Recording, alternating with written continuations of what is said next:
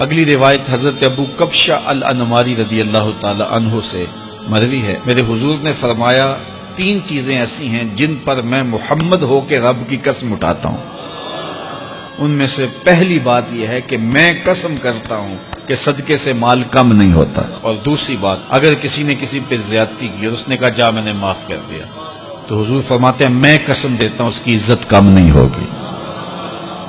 ہو سکتا ہے کوئی شریک کہہ دے اور ڈر دے معاف کرتا ہی، کہا وہ کہہ دے، لیکن میں محمد قسم دیتا ہوں کہ عزت کم نہیں ہوگی، میں رب سے عزت لے کے دوں گا اسے۔ اللہ اکبر۔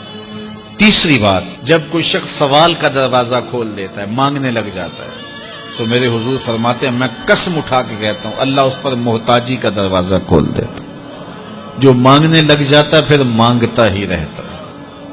ہم نے دیکھا کچھ لوگ بچپن سے مانگتے ہیں، بڑھاپے تک مانگتے رہتے ہیں، ان کی کبھی ضرورت پوری نہیں ہوئی۔ یہ قرض مانگنے کی عادت جس کو پڑ جائے تو وہ بھی ساری زندگی قرض ہی مانگتا رہتا ہے، ہر وقت مقروض۔